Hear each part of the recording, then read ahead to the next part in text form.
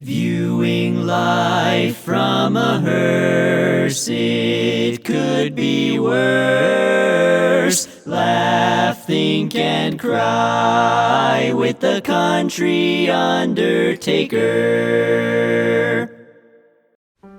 When Jesus began the story of the Good Samaritan by saying a man was going down from Jerusalem to Jericho, I never thought about the road he was actually talking about. After our visit to Israel, I now have a different perspective. We hiked for over 3 miles down the canyon and around the mountains back to Jericho on part of that ancient road. It was treacherous, hot, and brutal, even for the younger folks. When I read that famous story in Luke chapter 10, I thought the Samaritan just took him around the corner to get the man that needed help some help. How my perspective was wrong. I now understand much more clearly why the priest and Levite passed by the half-dead man. They had to be completely worn out and fearful. They could not take care of themselves, much less someone else. It dawned on me that the Samaritan had to be very tired and weary when he saw the guy on the side of the road. Not only did he stop to help, but he went to great physical effort and personal inconvenience to help him. I can tell you there was not a hotel around the corner. The Samaritan's life was completely disrupted. Disruption is a buzzword, by the way, these days in the business world. A certain business has something going on really good, and another business comes along and completely disrupts them. Remember what digital photography did to Kodak? Or what the iPhone did to the BlackBerry?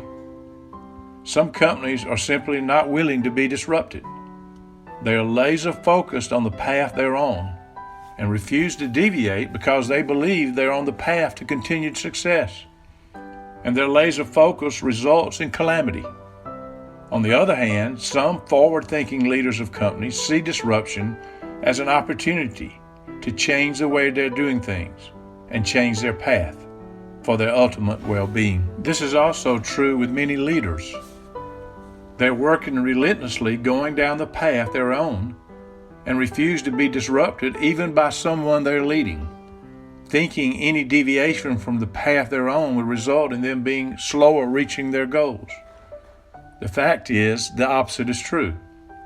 When a leader is willing to be disrupted, as in stopping what he or she is doing to help someone else succeed, they're not only helping that person, but they're helping themselves.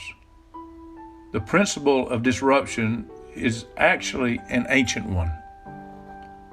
The story of Easter is about a God-man choosing to have his life completely disrupted to give life to others.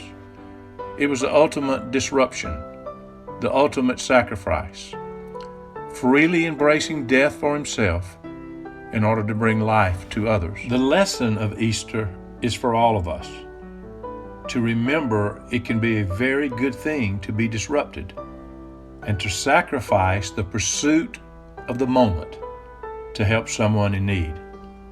I can tell you to seriously help our neighbor, it may not only be inconvenient, but it can be painful, frustrating, and exhausting. Make no mistake, when you embrace the message of Easter, your life will be completely disrupted, just as it was for the Good Samaritan, and just as it was for Jesus.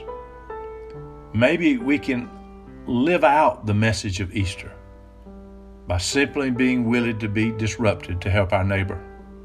The neighbor will benefit immediately. We will benefit in the long run, and the world will be a much better place. Happy Easter.